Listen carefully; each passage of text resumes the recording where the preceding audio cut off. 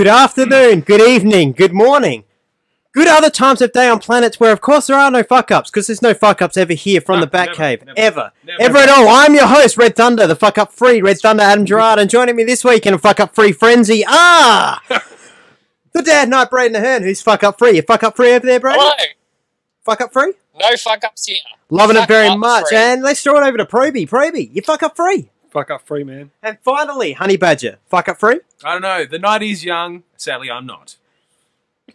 Well, have a good one, mate. Have a good one. Have a good one. Have a good one, everyone. Have a good one. So, how are we this week, gentlemen? Of course, we're fuck-up free. We know that. We know we definitely didn't have to restart recording because there was some sort of fuck-up. We're absolutely fuck-up free. Absolutely. 100% guaranteed fuck-up free. Mate, new wire fuck-up free. If we were any more fuck-up free, we'd probably have to advertise on Craigslist to warn people about the freeness of our fuck-up. Absolutely. I would think. Yeah. We're getting towards that point, I feel. We would have a marketable... Fuck-up free Frenzy Friday. Yeah. There's our marketing Whoa, kit. Oh, fucking... Whoa. Hang on. Get the posters ready, yeah. Get in for the fuck-up free Frenzy Friday. Not available in Mo. Thank you, Mo. Thank you, Mayor. He's just given us a bit of feedback on our layout. Look, we're in our infancy. Greatness is around the corner. Yeah, Thank you. It takes time. It does. It's a slowly evolving process each week. I've got to do what I've got to do, Henry. I think he was just trying to find a fuck-up because we were saying how free of fuck-ups we are. Well, So, we can't judge the mayor at all because he's the mayor. Well, and he's awesome. He lives in Mo. I mean, if you're going to be the mayor... God's already judged him. Jod? You mean Jod? Oh, Jod. Jod. Don't you start with Zods tonight, match here. Don't you? We've got time for that. But look, first things first. Joking around, funness aside, should we get the show started? Absolutely. Yeah. Because the show's not fun, is what I'm trying to imply there. All right. Well, let's start things off. But let's kick it off with the news, and of course that means throwing over. If you're going to do a news report, who do you go to, Terry? I'd say the best looking man in the room. Absolutely, you would go for the best looking man in the room. Now, unfortunately, I didn't want to talk. So we went to the second best looking man. I mean, he's not in this room. We had to give him his own room so he'd be the best looking man in that room. He illuminates. He's the best looking man in that room without question. Braden. In news this week, the world has sadly said goodbye to Leonard B. Robertson, otherwise known as Route 29 Batman. And aged 51 was pulled over on the highway, checking the engine of his broken down Batmobile, when it was sadly struck by another car, killing him.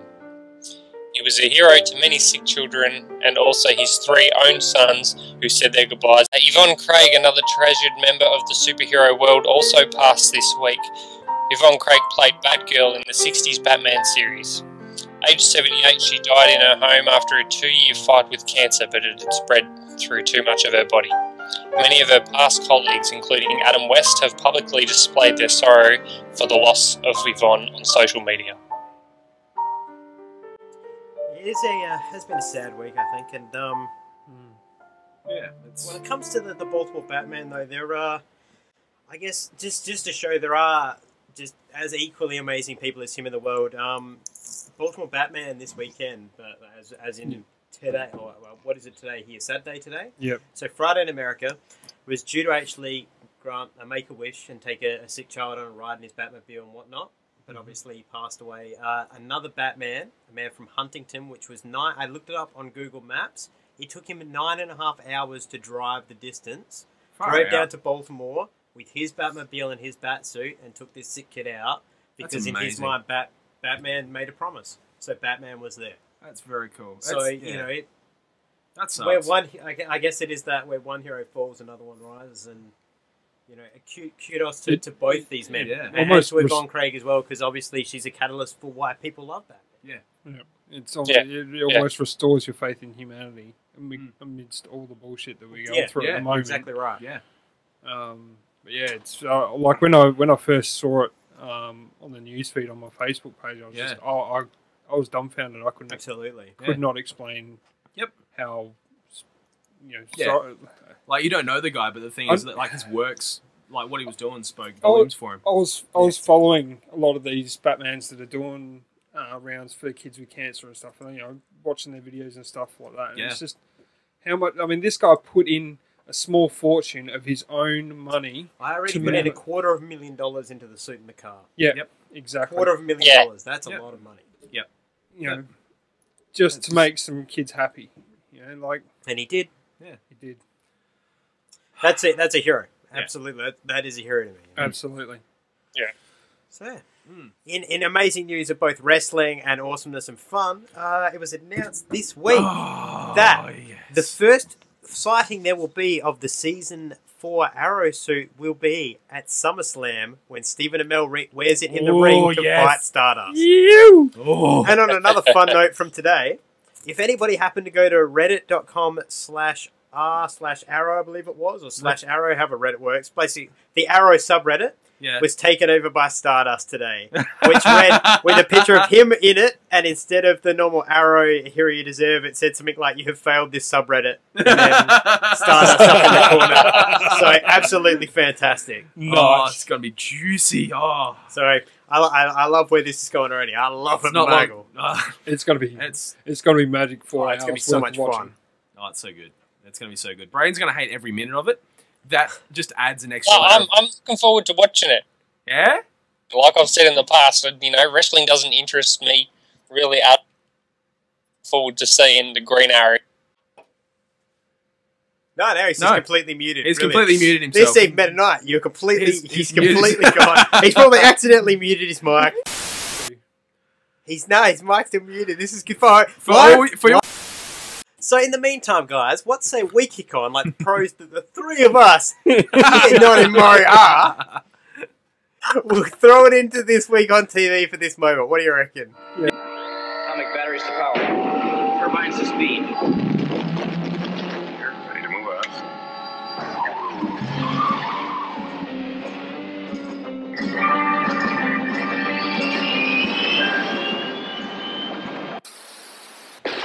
Stay away from me.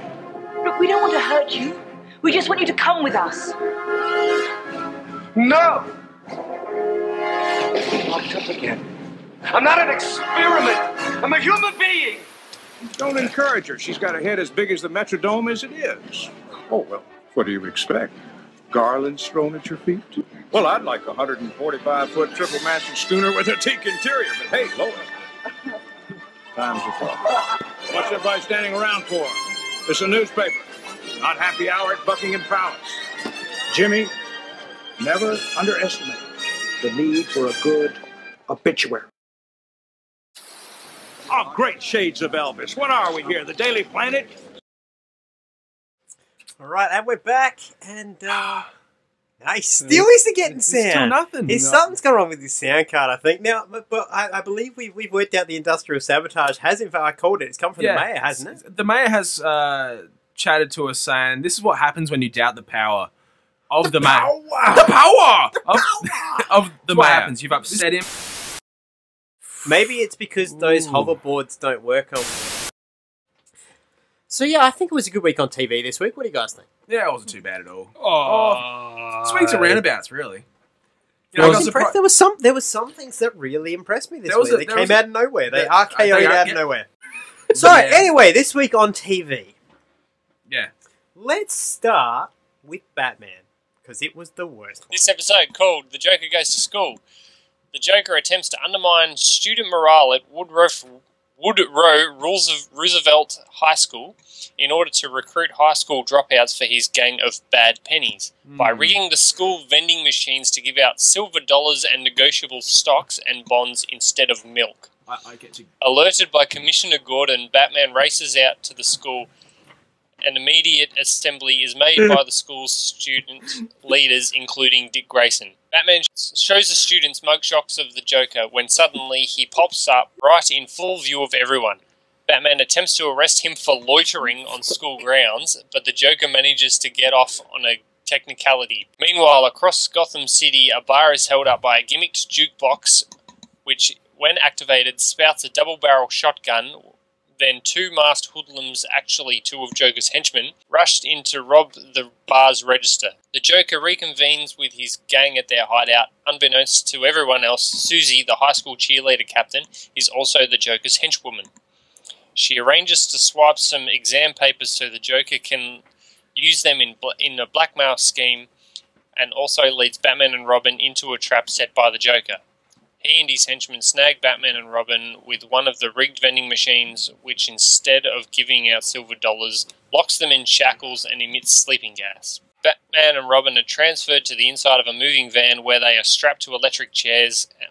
On the wall is a slot machine, which, when activated, will win them their freedom and $50,000 cash with 3 Liberty Bells, or an instant 50,000 lethal volts of electricity with 3 lemons, automatically on the last lemon. And as bad luck would have it, 2 lemons have turned up already. Horrors! 1 lemon! Double horrors! 2 lemons! And if it's a third, instant and inescapable 50,000 volts. There you go. Close your eyes. Who dares to see it? Try us tomorrow. Same bat time, same bat channel. Which brings us to our next episode. Oh yeah, what was that? He meets his match, the Grizzly Ghoul. Picking up from the last episode, Gotham City suffers a massive power outage just as the slot machine spins the 3rd lemon. The Joker and his henchman Beta hurried retreat, just as the cops arrive just in time to cut Batman and Robin out from the electrical chairs before the power comes back on.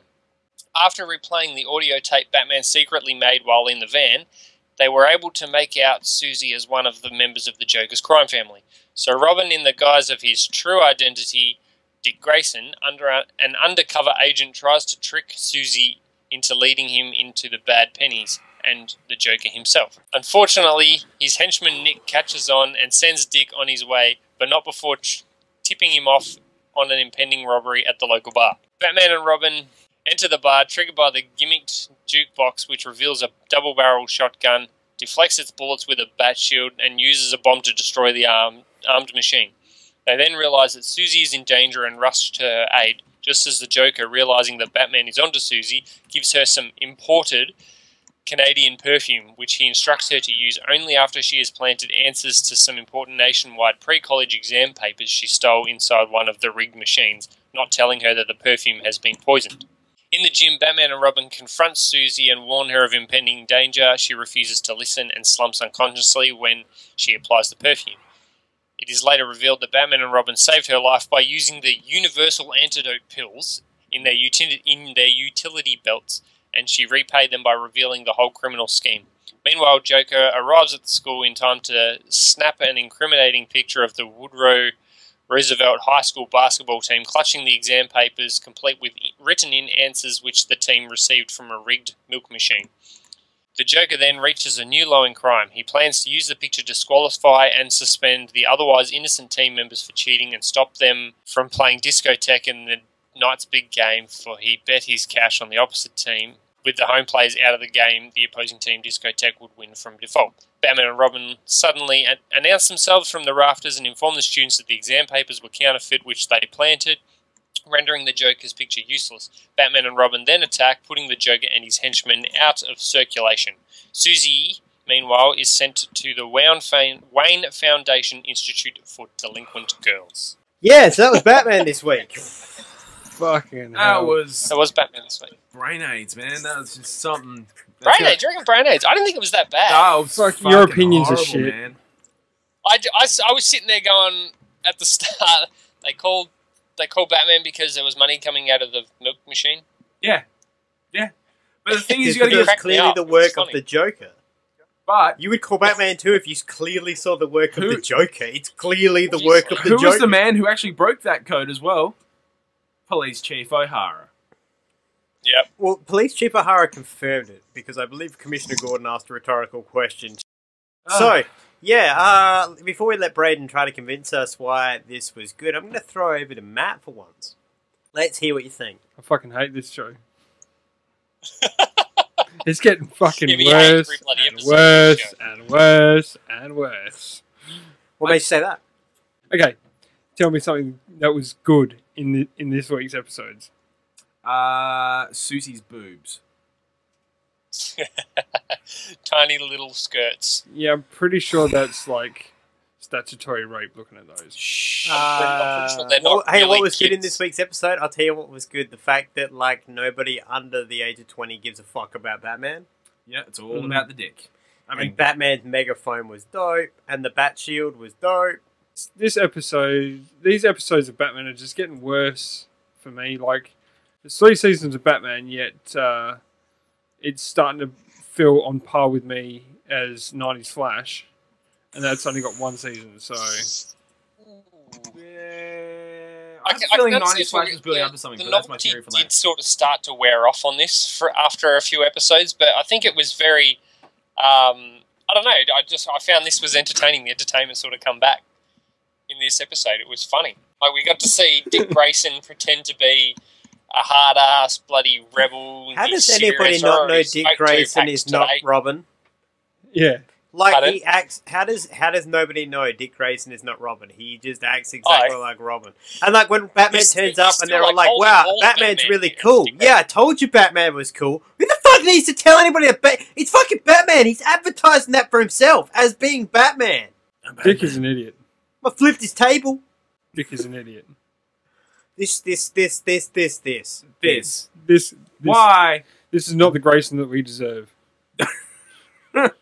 No one deserves this Grayson. Can you imagine if Burt Ward became Nightwing? In theory. Well, in law he did, but you know, if they actually got Burt to play Nightwing. It's really tubby Nightwing just throwing around the city. Adam's brain is broken. I think I just broke Adam. I just want to know how Braden can say this is good. It was entertaining. It was. It's stupid. It was losing its stupidity after a little bit there, and just wasn't. That's what I love about this show, about the movie, and it was back in this. I loved it. Mate? Cesar Romero. You just gotta love Cesar Romero. No, Cesar Romero. Oh yeah, he's great. I'm not. He's the most consistent motherfucker on the planet in that show. No, yeah, and he was back in this episode. No. Frank Gorshin? Yes. Yeah, I think I'm a great Frank Gorshin man, though. Frank Gorshin is either all the acid or no acid. All the scenery in my mouth or none at all, sir. Yeah. He's either Marlon Brando or Ethiopian. Although, apparently, Ethiopia's actually moved up there. It's one of the actual richer and higher-performing African cities these days, so Live Aid works. Wow. So I thought I'd let you know on that piece of information. That's fantastic. Do we have to talk about Batman anymore? No. So let's put a complete bow in Batman. Let's put a bullet in Batman tonight. Yeah. Here we go. Any Barbaras? Susie. Ooh. Because, I mean, Aunt Harriet wasn't there. Yes, she was. Which was she was. She was there when they were trying to get Bruce to be every 2 years, Bruce, they come and they ask you to think by nothing, nothing else there is no. Yeah, she wasn't a Barbara though. She was just run for mayor. Be a mayor. Mayor! Yeah, be a mayor. And he's like, no, my work at the Wayne Foundation keeps me too busy and I have to stay above brutal politics. So, no, Susie gets my Barbara. Okay. My Barbara goes to Harry. Barbara. Because Harry was, look, I've maintained this. If I see that bitch and she's alive, she gets my Barbara. And Barbara with a bullet. Sadly, nobody took her with a bullet. Anyway, continue on. I don't have a Barbara really for this one, so I think I might just go with Harriet by default. And Matt? Mine's going to Burt Ward. Just for being Burt Ward. Just for being Burt Ward. I'm so sick of him. Right. I'm going to move to Cranston's from that one. Burt Ward, Cranston. Fuck you. For his not able to smoke a cigarette. I've already had 2. I better not. I already had 2 packs today. He was hilarious. It was fucking ridiculous. Horrid. It was stupid, and I loved it. Horrible. My Cranston goes to that one basketball player who, when the milk machine was fixed, got so fucking excited it was not funny. Like, that was actually... Wait, have you got a dime or a quarter? He's like, hey guys, the milk machine is fixed! I can get calcium! It's like, man, this motherfucker wants to avoid osteoporosis. I'm going to go with Cesar Romero. His mustache of glory. That's dedication. Painted mustache of glory. That's right. Painted or tainted? Why not both? Painted in this, I think. Maybe tainted at some other point in his life, I'm sure. But... paint gravy on it at some point. Oh. So it's a bit of like anal bleaching fluid has just gotten there and just fucked it. Yeah. Yep. Ugh. It's delicious. It's our Terry. Classic Terry. Matt, you got a cancer? Cesar Romero. Gloves? 1.5. 1. 2 and 3 fingers. Braden? 3. I'll give 3. 3. 3 gloves. You're wrong, but alright. Wow. So we've got a Queen question in on the Twitch chat, and she believes the show needs more dancing. Ham. Alright, well then, it sounds like we've got a lot of people in the chat tonight, so if they want a dance party, we'll give them a dance party here from the Batcave style. You guys ready? Limber up. Yep. Limber up. Alright. Okay, ready? Oh. Everybody in the chat. Welcome back. No, let's sort the Flash. We want to do the Flash. We'll do the Flash. Hang Hang on. Before we get into the Flash, I just want to preview something. I'm going to do my impersonation of, what's the black guy who's got a Mexican name in this show? Julio. My impersonation of Julio watching Barry do anything in this episode. Ready? Yeah. We're getting character. Hang on. Humana. Julio. The Flash episode 8, Shroud of Death. Moments before being executed, fanatical survivalist Jefferson Zacharias vowed that he would send an angel of death to assassinate all those who had a hand in his sentencing. Now, years later, that ominous declaration is being carried out by what turns out to be his daughter. Law enforcement officials in Central City are being eliminated by a skilled and determined assassin. Barry Allen must discover the killer's identity before his commanding officer, Lieutenant Garfield, can be crossed off the hit list. This episode, we get to see the ever-evolving relationship between Barry and Tina McGee, and what happens when Tina is headhunted by a competing lab located in California. Barry's superior officer, Warren Garfield, is getting married to his longtime girlfriend, Margaret, who is sadly falls in between the lieutenant and the would-be assassin. This ends up with Lieutenant Warren on a rampage to find the hitman, or woman in this case. Ending up on a rooftop with the Flash and Angel, Warren quits his role as a police officer, and as he moves to kill Angel, some quick talking by Barry prevents the lieutenant from committing murder. What I don't have that is, throughout the episode, we have Julio being a detective, or seeing, luckily, our man Barry acting like the Flash. And at the end of the episode, we have Barry being in 2 places at once, causing a temporal paradox, where the Flash is in one corner and he's in the other corner, so Julio's thrown off the scent. In comparison, it's actually quite a decent episode. It was. This is probably one of my favourite ones yet. Yeah, easily. Don't mind Adam, he's just gone into... And scene. Yeah, Julio, this definitely is actually worst the thing best about this episode of... Like, they just... They best nearly episode got of The there. Flash, They just throw a little spanner in the works. Like, plot twist, we're going to tease a plot twist and then we're going to rip it out from under them. No, I think I have a theory on this. Because Tina... when they were making the show, it's obvious they wanted to go for 2 seasons, but cut off due to, like, bad ratings because they were up against The Simpsons and all this other stuff that was a hot tip garden back in the 90s. But I have a feeling Julio was going to move to Star Labs with Tina McGee and Barry, and then you start forming that sort of core circle like we have in the New Flash. So that's sort of where that's where I want. That's what I'm thinking that tease was meant to come from. This, like I say, this to me has been the best episode of the season. Yeah, I will have it counting your paradox with the fact that he simply moved fast enough that he ran kind of the Superman effect of, you know, he flies fast, then pops back, and it's like, whoa, what happened there? To Julio, that was the same. Yeah, it was the same because Julio wasn't looking to see. So yeah, to Julio, it is the like, well, you can't be in 2 places at once. Yeah. So.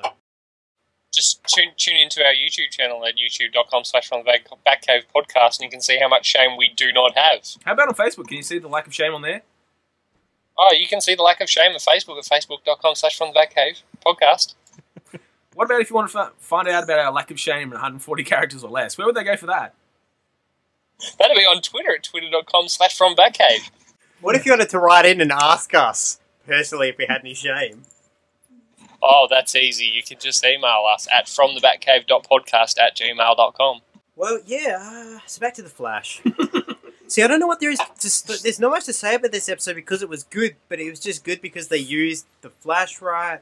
He wasn't dark and ominous, but it was at the same time. There was a villain who had a point, but didn't have a point, and the focus was on something other than Barry and his conditions. Tina clearly wants some friction burns though. She wants J-Dubs. Oh, yeah. She wants the J-Dubs D. And quite Yeah, she frankly, wants J-Dubs D. I don't blame her. But as far as Flash goes, though, this is probably the best episode from the Flash. You're not wrong. With character development as well. Even though Yeah. this was a filler episode, Yep. You're right, Matt. it was a decent filler episode. Yeah, no, because like the story was decent as well. It was one about revenge, daughter avenging the father, and all that sort of stuff. It was good. It was a good story. I actually didn't mind. Like, I actually enjoyed watching it this week. Yeah. And it didn't suffer too much of that whole time paradox thing that I talk about, where they like the villains have the '50s cars and like the good guys have the new cars. Where the judge had like a 1950s Renault and stuff like that. So it was all sort of somewhat consistent. They almost the one thing that annoyed me, and it comes back to Julio, is that Julio. I'm glad that they tried to sort of go, hang on, this dude's fucking Flash. Mm-hmm.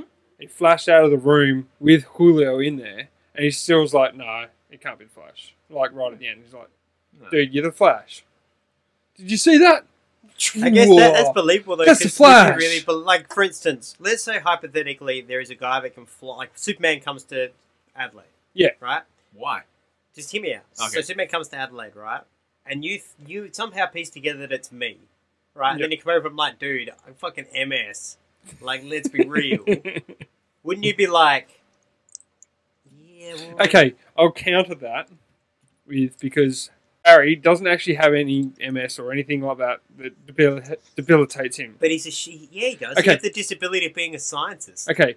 Oh, so we're using it. So we're using the I'm sorry. Henry Who are Allen you, defense, aren't we? Henry? Henry, you fuck. Okay, what I was gonna get into is the fact that he's the Flash. Julio believes that he's the Flash. Why wouldn't it be believable that Barry or the Flash could have quickly flashed down the road and then come back to stand beside him? Because he'd have to change clothes. And he can't do that with super speed. Where was his suit? He can't do that with super speed. But what I'm asking you is, from Julio's perspective, where was the red suit? Barry is not wearing anything. Barry's not wearing shit that, like, he's wearing short sleeves, for instance. So it is that kind of like, well, Right. it's kind of the same way for me. Like, the problem I have is, we'll get into Lois and Clark. There's a glitch in Lois and Clark in that Clark is wearing sleeves that he rolls up at one point, and it's like, where's your costume, bro? You wear your costume under your clothes. That's how you rip your shirt open to have the S there. Where's the costume if your sleeves are rolled up? Plot oversights. Continuity. Whereas I once heard it called continuity. Who said that? A dumbass. In So mine? I did. No, it wasn't you. No. Not this time. Now, shall we give out some awards for this particular? Yes. Let's start off with some Barbaras. The crazy daughter that wants to kill everyone. I disagree, but okay. What's your reasoning? She's a whiny bitch. Modus operandi, that's what you want. Or mens rea, as one would That say. is a fair reason to give a. I can't argue with that because, like, you mind to Harriet, so. I'll allow you that. Terry, who you got for you? No, I'm going to agree yeah. with Matt on Barbara for her, but just the lack of logic that she has, because Yeah. you killed my dad. Well, yeah, he was killing people. Yeah. He was a murderer. Actually, I'm going to jump in there then, Braden, and actually hand out my Barbara. He goes to that fucking dumbass detective who just hates everybody and everything. Is like, I want to get married so I can be angry. So I actually saw him. So you're giving your Barbara to an angry old man. Am I Barbara to the angry guy whose idea of what's the perfect marriage? We yell at each other. It's the perfect marriage, Michael. Match made in heaven, Michael. So I saw that character and I'm like, wow, here's an old guy who just yells at people, and I thought of you. I can't wait to see you as an old man. He's already doing it. He already wanders down the hallway, carries on ranting, I can't wait to see it when he's like 60 feet. all greyed out and Yeah, shit with a walking stick. Fucking. Matt, you Get dead Steve! bastard. Get off my lawn! I remember my. Get off my lawn. Get off my podcast! Sorry, what did you say, Hang Brady? on. I would love for you to be able I to said be there you and would- I see said that, you but would because say you're about you'd be 20 dead by years then. older than me, you'll be Well. dead first. Now, sorry, Braden, what were you saying? I was just saying Matt wasn't going to make it to see you as an old man because he's far older and will be dead by then. Don't you try to suck up at me and stave off my anger towards you when it comes to Zod later. You're on your own, You're man. fucking dead later. No, it's coming out Now, then. Terry, have you got a Barbara? No, I don't. Yeah, have anybody in Cranston's? JWS. J-dubs. Actually, no, I want to give mine to Tina. Yeah, fair call. Give mine to Tina actually looked better Double than Lois Cranston, this J-dubs, week. Tina. Sorry, say that again? That'd be Aaron Paul's. Double Cranston. Double Cranston. Double Cranston, okay. I'm Cranston. adamant, Tina looked better than Lois this week. Yeah. Says something. Yeah. That's Terry Hatcher, man. Yeah, no, I think she did a phenomenal job as, you know, the angry, like, she's got to make a decision. And, Well, no, that you she know, played it real. As in, like, She's very idiot. honest. I like you, but I'm not giving up my life because you're a dumbass who can't see it. Yep. That's real. That's very real. So, She's very good. actually, you know what? I'm with you. And she did make Pound it. she did make Barry sort of like Pull his head in. yeah. Yeah. She Pull was like, something out later. dude, I fucking like you. Hopefully, it was a time. At least fucking tell me that you like me too, and then I'll stay. Let's glove it. Yep. Let's glove it. No, 6 out of 10. Oh, 6 Oh, do we have 5 gloves, don't we? Oh, So you're I looking don't at know how about my show works anymore. you're looking at about a 3.75. Wow. Yeah. I Shut up, broke Brain. my brain. Hey man, the technical difficulties that we did not have this week have not at all affected my brain.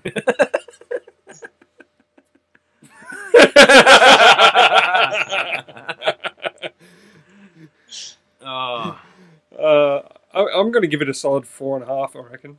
I'll get it. Wow. Yeah. I actually I liked it. agree. It was an enjoyable episode. The only thing, if you reshot that episode with today's Flash and the look, be a good episode. And Even fix better. Julio. Yeah. Then it would be No, if you did it with like today's cast, because Julio would be Cisco. Cisco. I almost said Cesaro there. That's fun. Cisco, but but then you wouldn't have Julio at all. You'd have Cisco, True. and then Ray Palm would come in and be even better. Don't tease me with stuff that it isn't. It- Because I got another month to wait. So don't. I don't want to wait. I don't want to wait. Oh no, I don't have it up this week. I was giving it a break this week to like give Braden a week off, and I didn't have it there. Son of a bitch. Thank you. All right, Hang Braden, on. how many gloves are you giving it?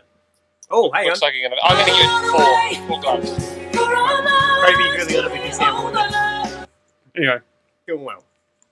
The backup, as we like to call it. Braden, how many gloves? 4 gloves. 4. Enjoyed it. Okay. It was Four actually gloves. a thoroughly good episode. If you take out the context of the Flash, it's actually a really good story. So. Yeah. It was. Well, look, on that note, I think before we get into the next episode, but we did it just before, let's have ourselves a little bit of a dance break, shall we? And of course, we're going to do this dance break Cabana style.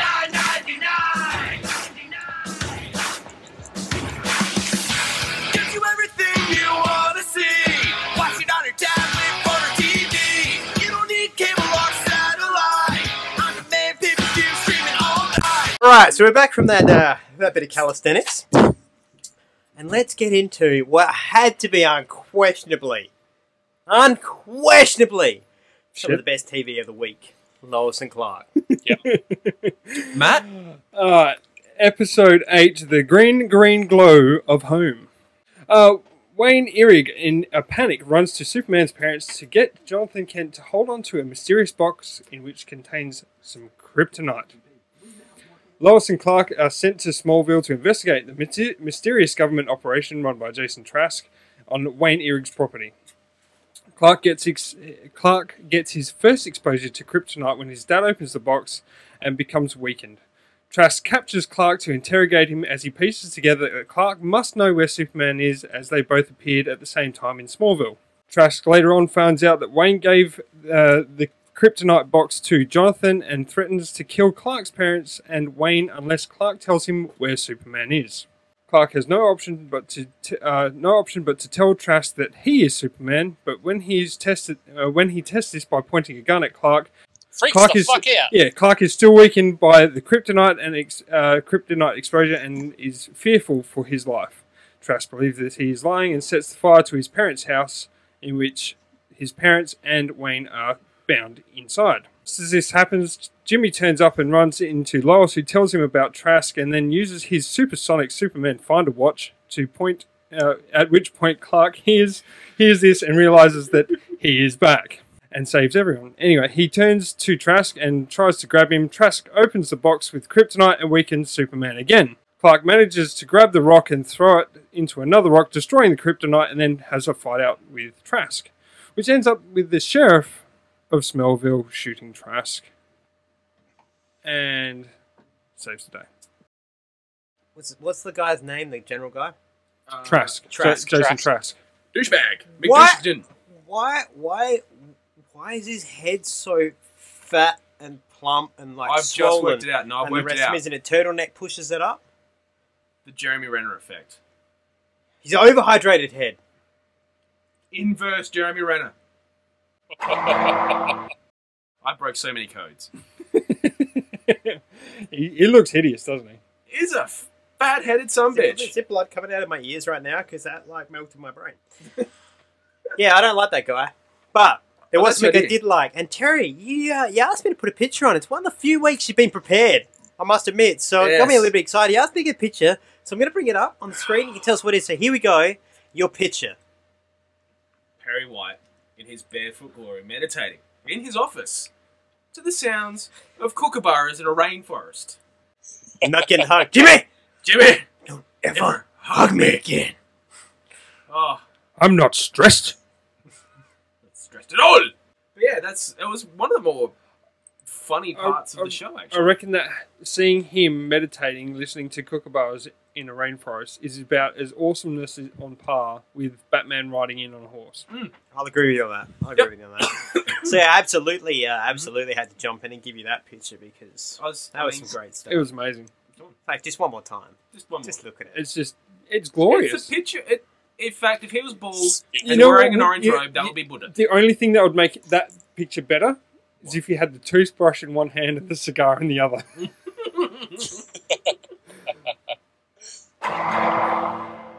Agreed.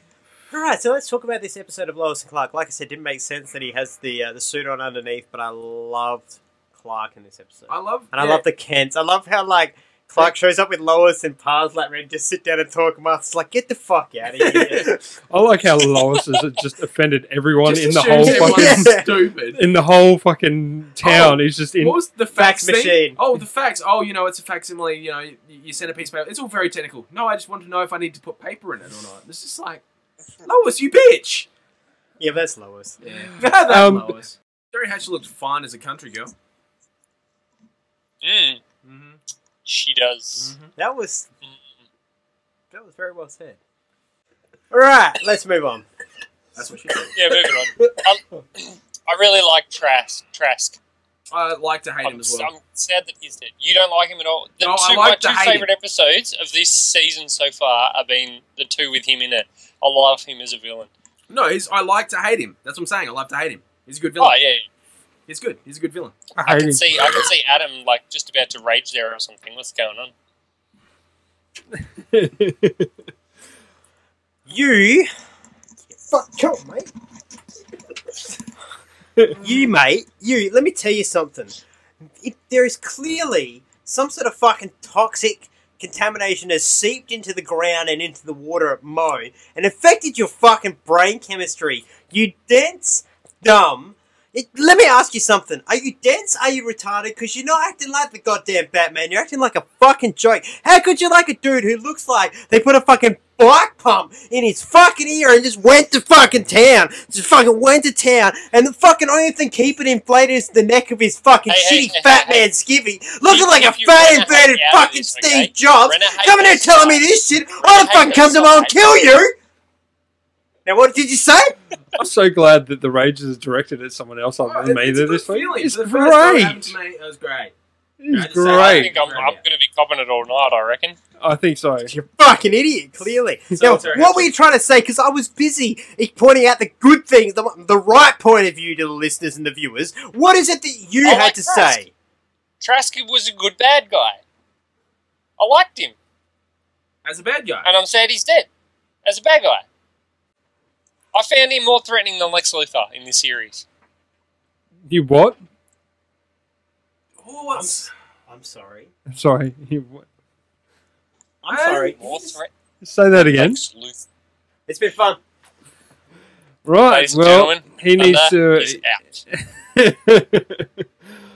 I have to disagree with both of you cunts. I hated that dude. I love him as a bad guy. I love the fact that he made me hate him. That's the thing. Yeah. That's what I'm saying. I love the fact that I hate him. I didn't hate him for any physical appearance because, you know, I don't judge people on their physical abilities. You two have made me so angry, I'm agreeing with Matt. Awards, just hand out awards before I need to control myself because I feel the rage is just going to burn deeper later. So I'm going to bite my tongue right now, despite the fact I want to tell Braden what a complete, fucking joke of a human he is and how clearly he needs to go and have some sort of reverse lobotomy done because they fucking went in Egyptian style and like pulled his brain out with a hook before they tried to mummify his stupid mo ass. Let's hand out some awards. Who's got Barbara's? No, I'll probably give it to the guy who dug up the kryptonite. That was a bit of a douche move, expecting the Kents to look after it.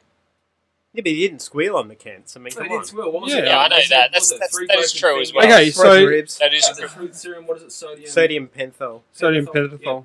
Yeah. Pentothal, yeah. And I'm sorry, Braden. You're going to have bad opinions again because I'm actually giving that man my Cranston.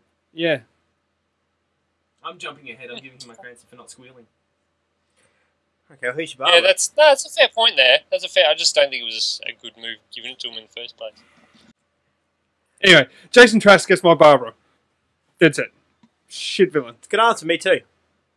Shit villain. Yeah, you heard me. Trask And me. gets, You heard me Trask gets approve my, that. That has my seal my of Cranston. approval. Cranston to Trask. Fuck's sake. Good villain. I liked him.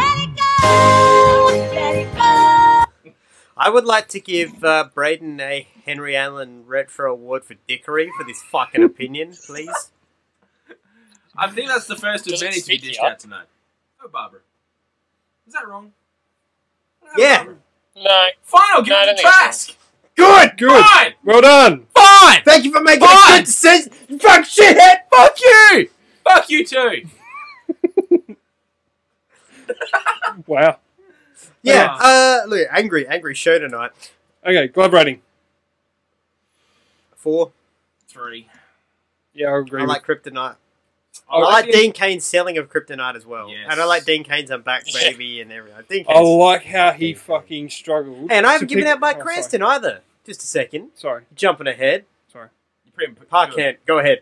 I like how that even though it was kryptonite and the rock was right in front of him, he actually was like, "I need to get this shit out of my life." Yep. And He he sold fucking Superman picked it up and it clearly fucking hurt. And he sold that the kryptonite was doing damage to him. Matt using his wrestling terms. Selling. Love it. Love it, Maggie. I love it, man. He's getting there. We're converting him slowly. Slowly. So- Braden's next. Dean Kane's on the list now, is he? So at your dining table, you, Tom Kavanagh, David Ramsey, Leslie Shit, Terry Hatcher, Dean Kane, all discussing politics, criminology, all thing literature, while sipping the finest of brandies and smelling the finest of oaks. This dinner party is slowly growing. Yeah, so I'm actually trying to turn it into I the want a Last bit- Supper. I want this. I want that dinner. Let's get the painting of that going. Yeah. All right. Michelangelo! So, if there are any artists out there that are listening, So- we need a Do it. picture of that. so the glove rating. Did we like? I'm going with 3 gloves. Yeah, 3? Yeah, I'm 3. going 3. It's a solid 3. 3. Yeah, I'll go 3.5. All right. Okay, I think we can just move on. I think we can let it go. Just let it go. Just let it go. Let it go. Are we sure we No, can? no.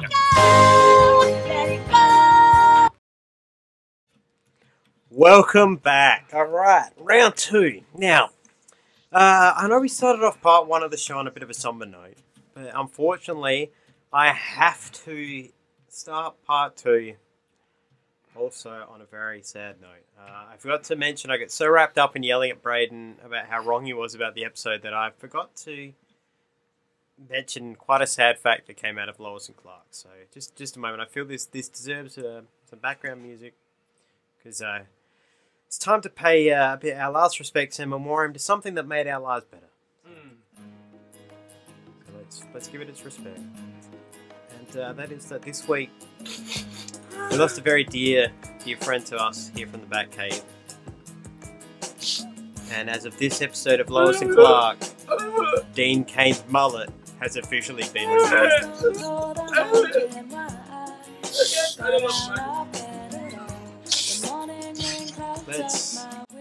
Look, I know, guys. It's hard to process. I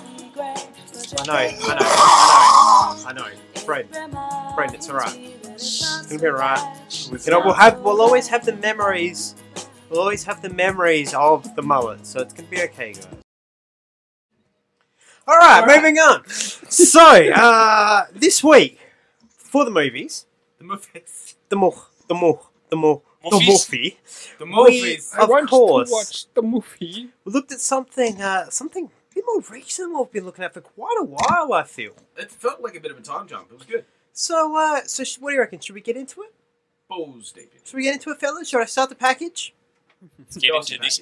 Right, here we go. Ladies and gentlemen, this is Man of Steel. Enjoy.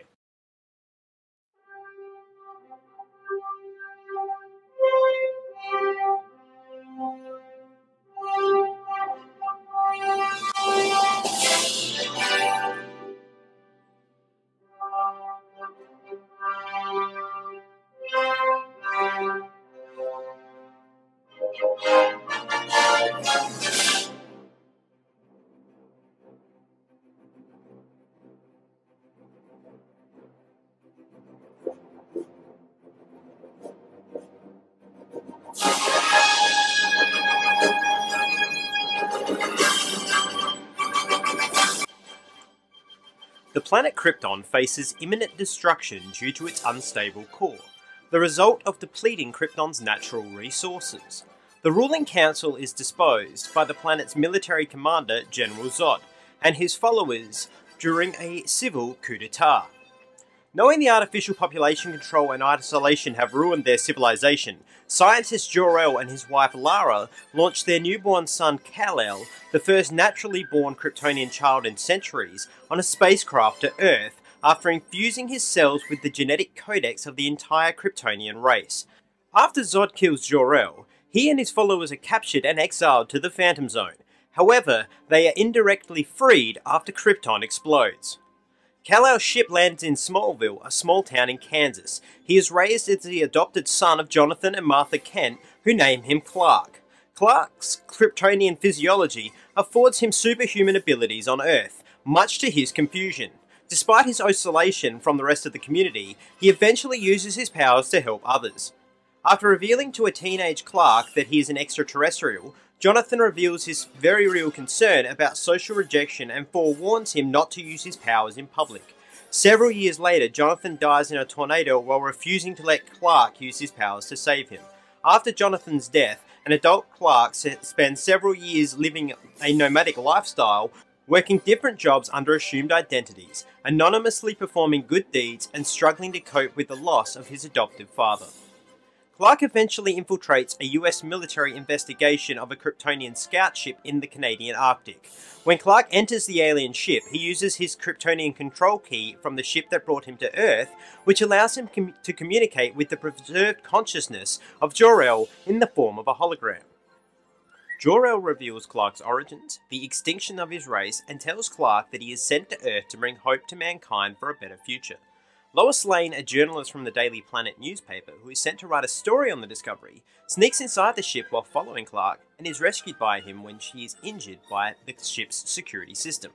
Lois's editor Perry White rejects her story of a superhuman rescuer, so she traces Clark back to Kansas with the intention of writing an expose piece. After hearing his story, however, she decides not to reveal his secret. Meanwhile, Zod and his crew seek out other worlds that Kryptonian race had colonized long ago, only to discover that none of the outposts survived after Krypton abandoned them. Zod and the others of his crew eventually pick up a Kryptonian distress signal sent from the ship Clark discovered on Earth. Zod arrives and demands that the humans surrender Kal-El, whom he believes has the Codex, or else the Earth will be destroyed. Clark accepts and the military hand him and Lois over to Zod's second-in-command, Aura, at Zod's request. Zod reveals that he intends to use a terraforming world engine to transfer Earth into the new Krypton, and use the Codex to repopulate the planet with a genetically engineered Kryptonian race, killing Earth's indigenous life in the process. Clark and Lois escape Zod's ship with Jor-El's help. Clark defeats Faora and another Kryptonian, and convinces the military that he is an ally. Zod deploys the World Engine and initiates the process in Metropolis and over the southern Indian Ocean, increasing the Earth's mass and atmosphere. Clark, now called Superman, destroys the World Engine, while the military uses the spacecraft that brought him to Earth in the first place in an aerial strike on Zod's ship over Metropolis, sending Zod's forces back into the Phantom Zone. Zod survives and engages Superman in a destructive battle across Metropolis using his newly developed powers. When Zod attempts to murder a cornered civilian group, as revenge for his defeat, Superman is forced to kill him. Sometime later, Superman warns the government that if they want his help, it will be on his terms. He's here as an ally. Stop following him. To create an alias that gives him access to dangerous situations without arousing suspicion, Clark takes a job as a reporter at the Daily Planet, and shakes hands with Lois Lane, who welcomes him to the planet. That was Man of Steel. What do we all think of Man of Steel? Terry, I thought you were going to say you thought it was long. I have intuition that perhaps if like, it's not like we ever have fuck-ups, so it can't be that, but... No, it's uncanny how you know me like this. Yeah. But I think it's in one of the main actors' contracts. He can't do anything less than 2.5 hours. Oh, so now you're going to try and steal my jokes and play them off as yourselves? Because maybe... I'm not too sure. I've got no idea because we've never had this conversation See, I before. almost feel like you would have said that this was a long film, and I would have chimed in and said something along the lines of, yeah, well, Kevin Costner can't do a film under 2.5 hours, and you would have said something like, we'll argue about this later while I was pointing up towards my screen. I have no idea what you're on about, because it feels like you're late jumping onto my comments about that. Braden would have laughed and then finally been like, we don't have audio in this hypothetical stream. Then I would have fixed the audio and we've redone the conversation again. I would have tried to make it seem smooth and seamless and like it happened naturally like the first time. But some member of the crew just didn't want to play along and be a scumbag about it. That's what could happen hypothetically. Hypothetically, yes, that could happen. Yeah, well, this movie was long. that is hypothetically because we wouldn't lose audio because we're fuck-up free. Exactly. Exactly. But no, this movie was quite long. Adam, do you have a retort for that? Yeah, I think the reason that this was a long film was because Kevin Costner, right, he goes into films and he's like, how long is it? And they're like, it's 2 hours. He's like, gonna need to add 30 to 40 pages before he've signed shit. So and then like, you're in 6 minutes of this. He's like, I don't give a fuck, bro. I have integrity. So it's kind of like Michael Caine, who only reads, if it's on the last page, he's okay to do it. First page, last page. Yeah. Exactly. And if occasionally he gets to go, Master Bruce. I have mixed feelings about this movie because I like it for some reasons and I hate it for others. Tell us why you like it, Magel. Before you do that, can I actually interject? Yeah. Like we can fucking stop you. I liked this movie. Yeah. Watched it back and I was like, wow. Actually like that. Do you hate yourself for it? Yeah, don't know how I feel about myself as a human because I was like, man, after watching all these Supermans... This has a lot of merit. This has a shit script, but this has a lot of merit. That's exactly what I'm feeling. Like, I love testify. I love. He's not having a seizure. That's him testifying. To Snyder. Clap therapy. Praise Jesus. Yeah. Praise Jesus. Because just in case you didn't notice, before I let you go on, Matt, just want to interject though quickly. Did notice two things. This film needs just a touch more CGI and maybe just one or two more references to the fact that Jesus is fucking Superman. Continue with what you're saying, Matt. Just a couple more. Just sneak him in. Nail him to something, maybe. Fucking dipshit. What I was going to say is that I like a lot of the actors in this movie, but I don't like some of the scripts that they've been given in this movie. Now, I love like some of the scripts they've been given. How many scripts were they given in this movie? I'm pretty sure it's just one script. I think it was just one script. They could have been given lines. I'll give you that, but sometimes you don't. You can't give them. Fuck up! God damn it! We listen to your bullshit 90% of the time. Just fucking my bullshit is right! I know how this show's going to end. Like, in general, you were going to snap and kill Adam. That's how this show is going to end. No, this is how this show's going to end. Matt's finally going to have a mental breakdown, and then I'm going to do this.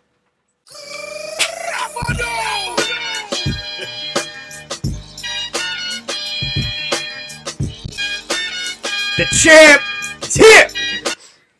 I'm all ears. What I was going to say is that I actually like Henry Cavill as Superman. I think he plays an excellent Superman. Superman.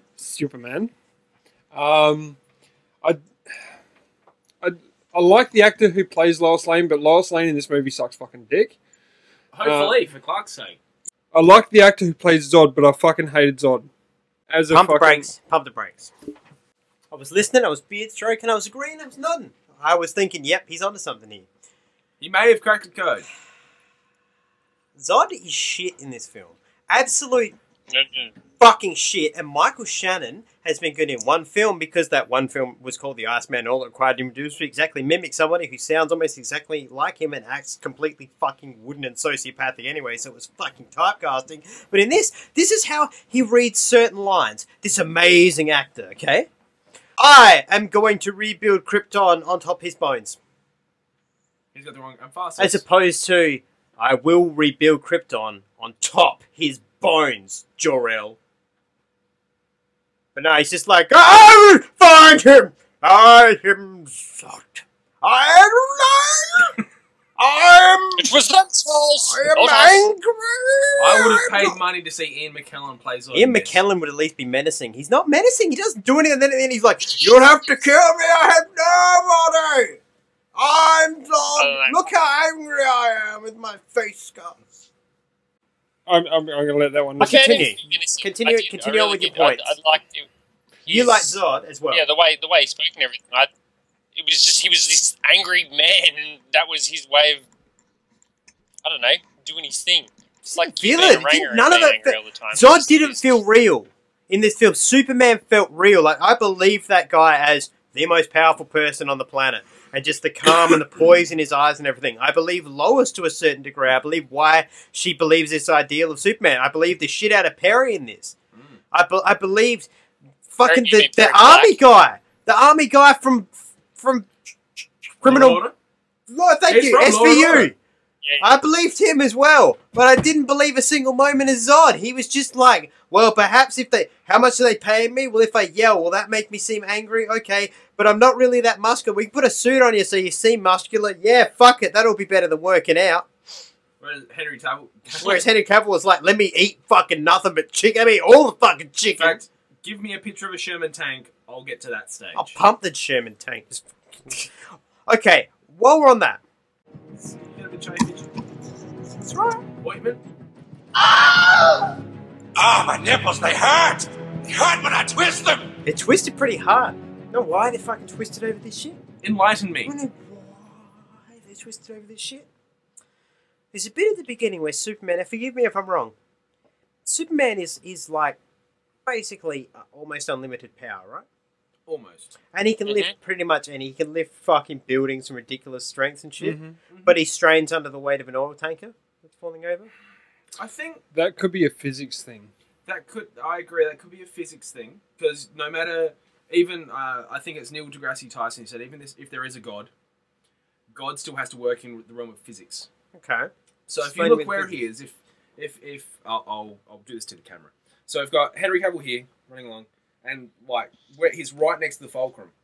Now on a fulcrum, that's going to be the heaviest point, and you will strain to overcome that no matter what. Physics says no. You don't do that. He can hold it for a while, but physics-wise, he can't. If you watch all the comic books, you know the iconic thing with the car. Yeah. I think it's the Daily Planet ball as well, like the Atlas sort of pose. The plane. If you look at it, he's actually quite close to the center of gravity. Oh, sorry, the item center of gravity, the pivot point. Whereas with our oil rig, he's very close to that fulcrum, so it's going to be really top heavy, and physics is just going to pull that down. Yeah. Okay. So on a physics and level, and they do emphasize on that because if you watch that, where he's standing, the cave, that's giving away as well. So it's the physics of him. It's heavier where he's holding it as opposed to if he was holding it further out, it wouldn't be as heavy. Okay, I'll give you that one. Let's move on to my next point of Superman's strength is bollocks. So I get the fact that in the Vulcans, the Kryptonians in their breathing masks, right, are just Kryptonian. So they're slightly stronger than humans, but they're just Kryptonian. Yeah. So he throws one dude into a train, the train explodes because he's just Kryptonian dude who doesn't have this super strength. I know where you're at. Then the guy throws the train at Superman, which collapses him. Yet, I know not canon, in the last film, we saw Superman palm a fucking plane and gently put it down. You're telling me this dude can't just go, oh shit, train, bang, and gently put it down as opposed to... And also, why does... The entire fucking city is destroyed. He has all the strength to do, and he does nothing about that.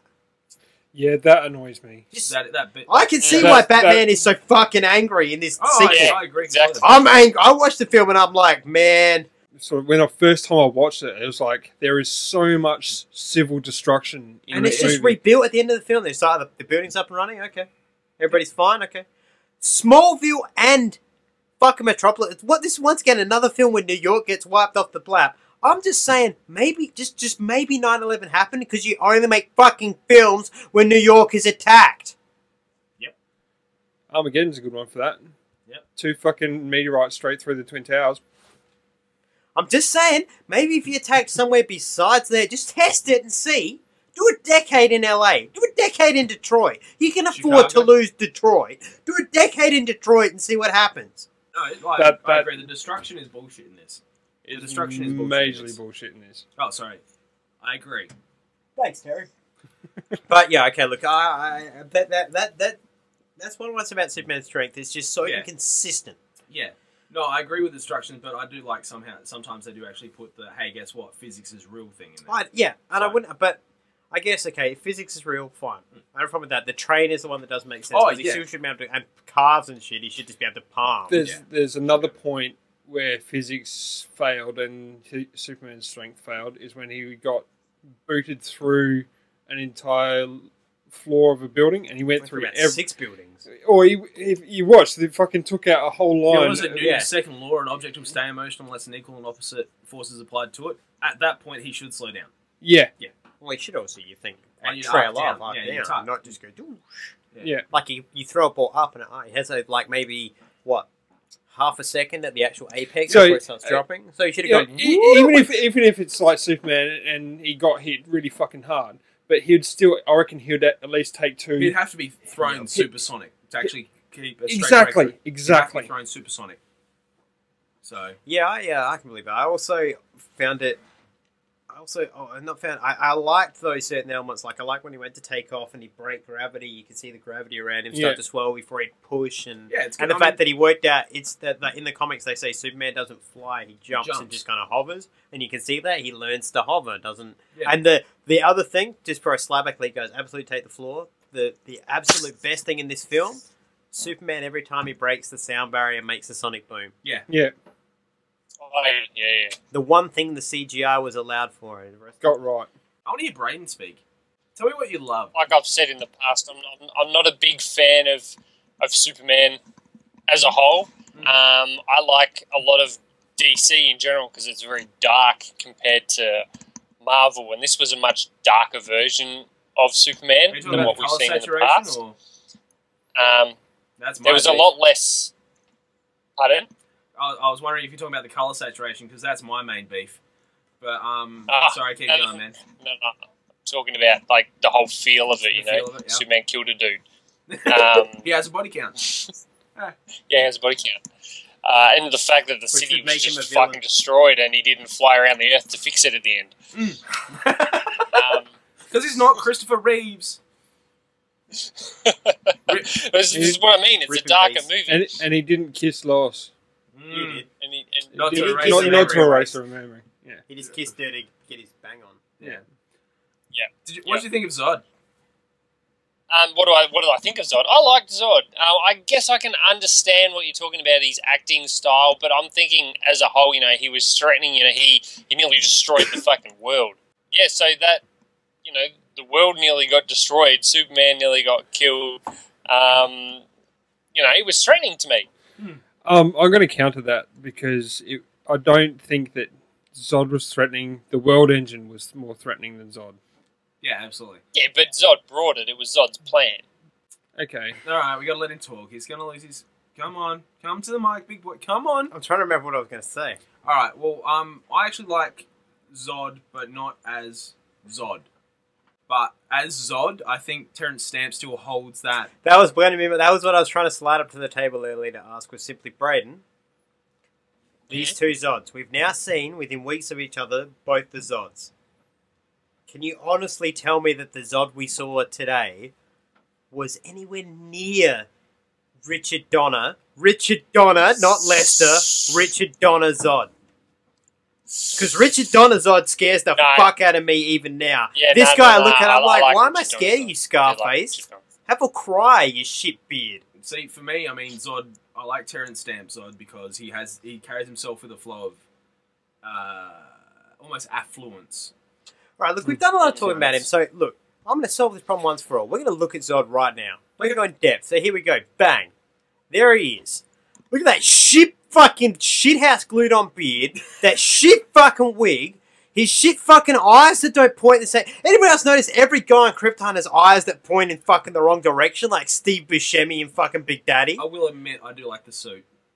Oh, the suit that's at 90% fucking muscle because he's thinner than me. Actually, the battle suit. That reminds me a little bit of grief that I have with this movie. You're right, bro. Hey, yeah, I think I'll be okay. It's just you've never had. I have not. I do not remember what last time this happened. It's been a while. My nipples, they hurt. They hurt when I twist them. So, on Krypton, Superman's father Jor-El had a pretty fucking sweet armor. It's a nice battle suit. Nice little battle suit. You know, Zod had his own little battle suit going on there. Quite of all of the Kryptons really that were with Zod had armor. Kryptonians. Jor-El left. Yeah, Kryptonians. What the fuck did Jor-El leave for his son? Underwear. I believe it was night dress. It was a blanket, pajamas, dressing gown. And where the fuck is Superman's armor? Why does he need armor? He's a god on Earth. Well, I don't think Jor-El foresaw the day that Zod was going to come back from the Phantom Zone and turn up. Like, fair point to Jor-El. He had about 6 minutes to do this whole package, okay? Yeah. Let's give him credit where credit's due. He got the fucker to Earth, okay? He didn't know that the Phantom Zone was going to collapse as soon as Krypton died. And look, the other thing he didn't know as well, clearly Kryptonian technology is shit. You don't have to slam every fucking key and every keys suck in all nice, but then you got to like smack the shit out of it. Every time somebody puts something into a panel, it sucks in about till it's like, you know, the length of Probie's dick long, and then they have to smack it in. Excuse me. I'll have none of that slander on live radio. Fine, the length of Probie's nipples long, and then they just slam it in. Thank you. See, actually, I just realised something. How old is Henry Cavill or this Superman? How old is he? 30. 33. So 33, is it? 33. So on the other side of Krypton, Cora's parents should be sending her off. Kara. I have something that I'm a little bit confused over. Your sexuality? No, fuck you. Your gender? Nipple size? Fuck you. No. Beard length? Sorry, nipple Why are you such dick bags? We do have a question coming up in the mailbag to do with beards. Oh, okay, cool, excellent, fantastic. Relating to beards, what the fuck does Superman use to shave his face? Because if we go by the... Would you like the answer from the comics? Yes. Is that where he does the Ray-Ban thing into like a mirror and it bounces onto his skin? Because he only needs to hold it for a few seconds so he doesn't crack the mirror. It's simply burn. So he uses his own heat beam to sear his hair back. Cool. Scorch the earth. Excellent. Nice. Cool. Thank you, because that was bugging me. Cause I actually do like how they actually had him with a beard at one point. Yeah. Like, Because I was looking at the point... Good super beard, too. I was looking at the point of... We're talking about how Superman shaves. So, he uses the mirror to shave. Yep. So mirror and cool. heat vision. Okay. So, no, as I say, we'll just bring this back up. Speaking of beards, if we're going to talk about beards, I'm going to bring it back up. Worst beard in fucking film history. Look at this shit. Yeah, I was not happy. Look at this beard. It leaves a lot to be desired. Crap. Absolute piece of crap. I don't understand like. I'm going to bring it up for Braden. Braden, you have a look at this beard too. Just look at it. I don't understand that. That's it. Peroxide? Did he peroxide bleach that? What happened to that center beard? That's pathetic. Maybe he ate somebody's asshole who just had their anus bleached. Like I say, I wanted to enjoy this film. I wanted to enjoy this film, and I tried to enjoy it, but here's the thing. Tried hard. Twice in one night. Twice. Both nipples. No, twice on both. Twice on both. Ah, my nipples, they hurt! They hurt when I twist them! 4 twists. Fuck. And this is my problem with this film. You should be in ER. We watched Richard Donner and his amazing film series. Yes. You know how much CGI was in that? Nothing. Not a lot.